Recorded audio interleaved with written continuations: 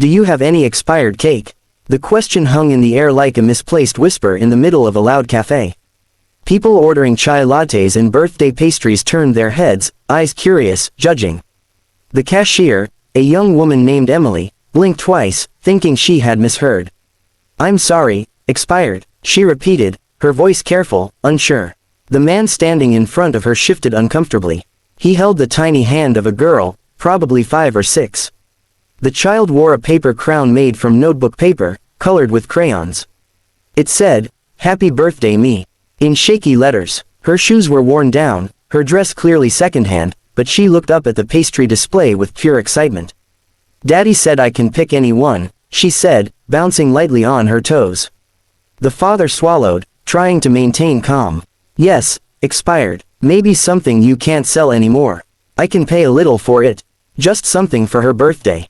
He smiled down at the girl, his eyes filled with love and worry. Emily felt something twist in her chest. People had asked for discounts. People had complained about prices. But no one had ever asked for expired cake. She looked behind the counter at rows of beautiful, bright cakes, fresh, expensive, perfect. It felt wrong that something so simple and joyful could be out of reach for a little girl's birthday. The small child tugged gently at the man's sleeve. Daddy, can I have the pink one with the sprinkles? It looks like princess cake. The father's smile wavered. We'll see what they have, sweetheart. Emily glanced around. Her manager was nowhere nearby. Still, rules were rules. Expired food wasn't allowed to be given away, liability, safety, corporate policy, all that.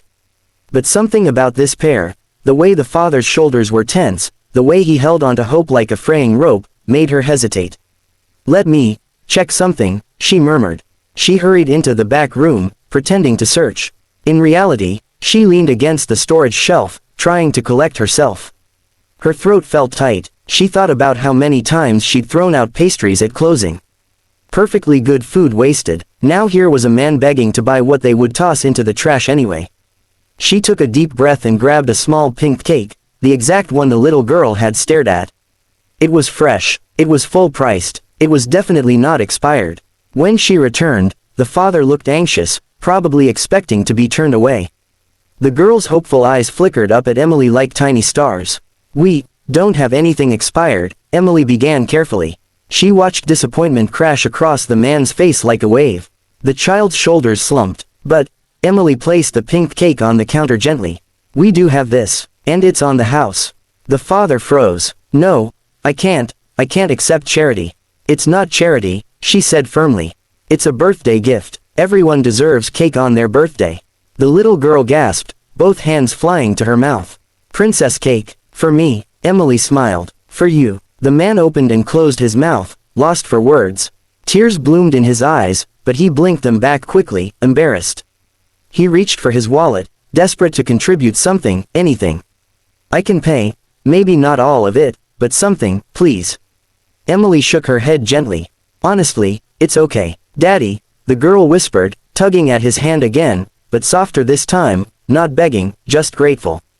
Before he could protest again, Emily came around the counter and knelt in front of the little girl. How old are you today? 6. The girl announced proudly, spreading her fingers wide. Wow, that's a big number. Do you have a name, birthday girl? Millie, she said, and my real birthday crown is coming later, when Daddy gets paid. She said it with certainty, the way only children could believe. Emily's smile faltered just a second. Well, Millie, you are absolutely beautiful today. And every princess needs a cake. Millie launched forward and hugged Emily, tight, sudden, full heart. Emily laughed, caught off guard, and hugged her back. The father cleared his throat. Thank you, he said, voice rough.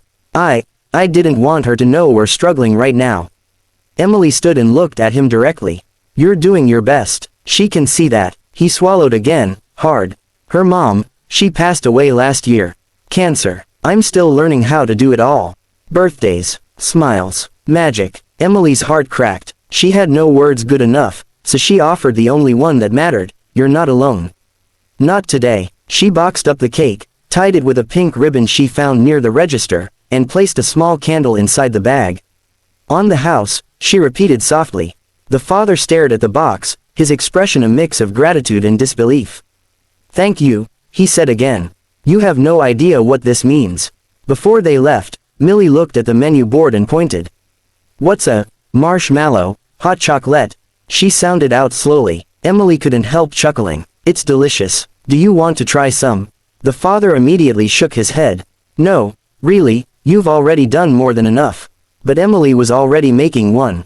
Warm, sweet, topped with a swirl of whipped cream and a sprinkle of chocolate shavings. When she handed it over the counter, Millie's jaw dropped. For me, Emily winked. Princess privilege. Millie held the cup like a treasure. Daddy, look, it's like in cartoons. The father closed his eyes briefly, like he was absorbing the moment, freezing it into memory. When they walked out, Emily watched them go. The bell chimed, cold air rushed in, and the cafe's chatter swallowed everything again. But Emily remained still, a bittersweet warmth filling her chest. She thought that was the end of it. She was wrong. 3 months passed. Life moved quickly, but that moment stayed with her, a small ache, a small light.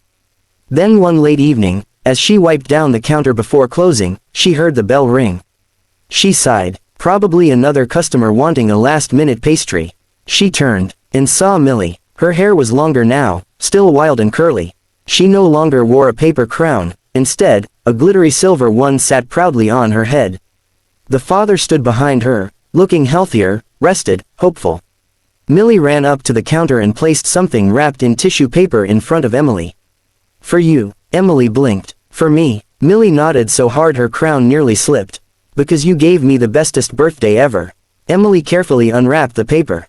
Inside was a hand-drawn picture. Emily in her cafe apron, handing Millie a pink cake. Above them were uneven crayon letters. Thank you, Miss Emily. Her throat tightened. This is beautiful, Millie. Thank you. The father stepped forward. We came to tell you some good news, he said. I got a steady job. Full-time. A friend finally gave me a chance.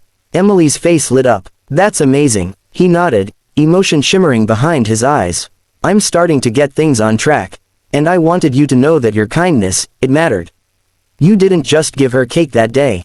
You gave me a reminder that the world hasn't completely turned its back on us.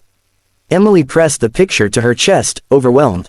You both gave me something too, she said. You reminded me that what we do every day, even the small things, can change someone's life. Millie leaned over the counter to whisper, Daddy even bought me real princess shoes now. He chuckled softly. She insisted on wearing them for you. Emily laughed through the tears. They're perfect. There was a pause, warm, full. The father cleared his throat again, nervous.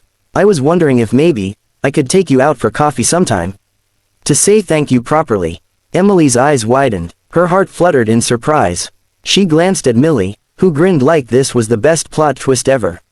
I think I would like that, Emily said with a smile. Millie clapped her hands. See, Daddy, I told you she likes happiness. They all laughed. For Emily, it became clear that the moment she stepped away from the register that afternoon, when she chose compassion over rules, she wasn't just giving away a cake. She was giving a little girl a memory of joy. She was giving a grieving father hope. And unknowingly, she was opening a door to something new for herself too. A tiny gesture, a huge difference, one act of kindness that changed 3 lives. Later that night, after they left, Emily hung the drawing on the staff bulletin board. A few coworkers asked about it, and she told them the story, not the sad parts, but the beautiful ones. By closing time, 3 extra bags of pastries were set aside near the sink. We throw them out anyway, one coworker shrugged. And maybe someone else could use a little kindness, another added. Emily smiled at the picture again. Millie had drawn bright yellow light around her, like a superhero. Maybe we're all superheroes, she thought. Just not the kind with capes.